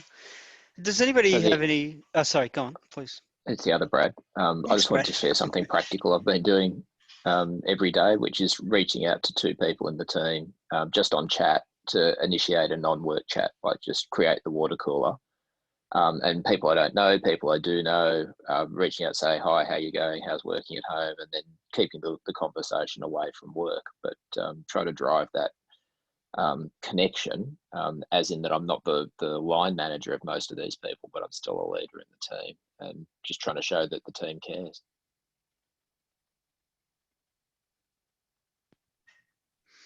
That sounds like a great approach, yeah. Yeah, it's good, Brad. That's a good one. I like that. The sort of out of water cooler type approach to chats is great, and actually reaching out to just other people in the organisation actually is a good idea too, because it doesn't necessarily have to be in your team. It can be in other teams across the organisation that you feel that they may be not quite coping as well, and it's also your interactions through an organisation. You typically pick up on people's personalities and how they cope, and it's actually reaching out to those ones who may be more vulnerable and making sure that they are actually supported. Well, the other thing we've been doing, which is quite helpful, is it seems to have caught on a bit. Now people are booking virtual coffees for me with other people. That's right. That's what we so do. I kind of have a set every of day. agents out there, and it's actually fantastic. They haven't started yet, but the first couple are booked in this week. I'm really looking forward to having just 30-minute virtual coffees. Sit down with a cup of coffee on each side and have a chat over video. Learn about something someone I didn't know in the organisation does. So I'm using the spare time of no commute to get to know people. It's wonderful. I like it. You got spare time, we Brad. did this week. Yeah. We are a community. The itSMF, it's national and it's international. And I've been wondering of ways that we as a community can help also in this situation. I mean, there's work, there's family, there's neighbours, there's the footy club, etc., etc. But as a community, I think there's something we can do as well. So that's part of the reason I wanted to experiment with Slack. So it seems like the conversation has gone really well within Zoom. But I was kind of hoping that it would continue on beyond the event if we use something like Slack, where it's slightly more permanent. So, you know, interesting learning and interested in other people's feedback about how we as a community can use those, our connectedness and our multiple time zones to be there for everyone. Mm. No, I agree, Brad, because they said we're sort of using Teams in a similar vein, so Slack's just another medium. And it does actually, we've found that it does connect people in different ways, and you don't have to be there at the same time. You can react, you can respond, you can post up great ideas. What I've found actually with Teams in the current project, it's great for promoting really good diversity. Because of the project we're on at the moment. It creates, we found accountability because it's all clear and understood what people are doing. Transparency is the other thing that we found has been excellent, because other than point-to-point emails, it's just, you know, it's all there, it's all permanent. You can go back to it at any particular time. So it's really changing the way in which we are doing business in a grassroots level, and I think that actually extends to the itSMF and how we can also just leverage each other in this rapidly changing world. Post something up and get a response, or actually look at history, because the other thing it does is it creates a history record, and therefore you've got this collective knowledge that you can search around particular topics that we've been doing, and it actually is creating a knowledge base of people's experience, which we found is one of those, you know, effects of actually the medium that we're working in now. So again, that'd be good for itSMF to actually have that. If you've got a particular problem that you don't know how to solve, you can post it up and get some feedback and response, and that can be a form of a document or a reply. So there's a whole heap of, you know, forms of responses you can get then to actually move you forward. So I think that's great from a community perspective to actually open that up to that itSMF community in that vein, and actually use these mediums much more effectively to spread that knowledge. As in the fast pace we work, we can no longer wait months for responses now. We have to, you know, break that right down to days. You know, in this modern world, so it actually does give us that capability. Yeah, we have seized the opportunity with this seminar to be safe to fail, in that so much is changing. Why not experiment with something new? And as much work as Brad and the team have put into doing this in an excellent way, and well done, guys. Yeah, it was worthwhile jumping in with both feet and seeing how we could create it, and throwing ideas in and seeing which work and which don't. So we'd love to hear your feedback more generally about did this work? How did it work? What would other people like to hear? Which is a terrific segue to our last slide, Brad. So I'm thinking of you, Brad. It's the Brad team. It's the Brad team, the Brad bots. I should have shown this earlier because I see that a number of people have needed to drop off. But if you can please use a QR code there and provide us with feedback. We, as a committee, we pore over this. We read everything that's sent back, and you know, having this technology might actually remove some other restrictions, if you can think of those, and as what Brad Bush is saying, to have perhaps an ongoing permanent Slack channel where his members can just come in and say, oi, what about this? And keep that community together. And then we come to the very last slide, of course, which is how we get social. It's amazing. My kids know about this stuff better than I do. Where's Flickr? Yeah, Flickr's there. Instagram isn't. And I don't know if anyone else knows about, is it called Blocker, which is like Minecraft? I can't believe what the kids are doing with these things. Almost worrying. So yeah, so get social with us. I've posted something there on LinkedIn. Really warming to see so many of you already liking that and sending in your photos of being part of this event, which is really a way of saying we shall continue, we shall prevail, and continue to learn and connect, which is what we're all about here at the itSMF. So guys, it's 7:36. I'm happy to hang around for a bit. If there's nothing further, I will ask Cheryl to find a way of sending the group chat or the transcript of something. I know that Chris, Carla, thank you for putting some details there of your reading list. So I My might pleasure. Marion started it. Excellent. Actually, if you wouldn't mind, why don't you put that into the LinkedIn post as well? Yeah, great, will do. Yeah, terrific. And Sure. this obviously is also being recorded, so anyone who wants to listen to 2 hours worth of me talking, go for it. And Hey, Brad, yes, it's Catherine here. Can you put Catherine. back up the QR code slide, please? Oh, I yes, missed certainly. it. Certainly. Okay, do you see that? Yes, thank All you. right, brilliant. Yep, all right, good. So lesson learned, let's put that up early and a bit more often. Terrific. All right, guys, so thank you. I think this has been as Brad has said, an experiment. I'm really happy with it. I'm happy to hear all your feedback, positive, negative, and neutral. And I feel like we've just had a real event as what we normally would. I'm going to open my beer soon, and by all means, virtually join me. No, I'm going to buy my own beer. Excellent. Brad, Yes. it's Cheryl here. Yes, Cheryl. I'll put this presentation on the website tomorrow with the presentations from the speakers as well. Brilliant. Thank you. All right, guys, have a terrific evening. Thanks, Brad. Thanks everyone. Yeah, thanks, everyone. Thank you. Night.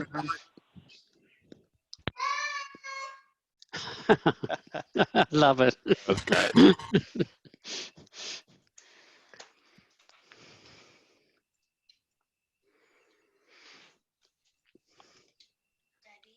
Yeah.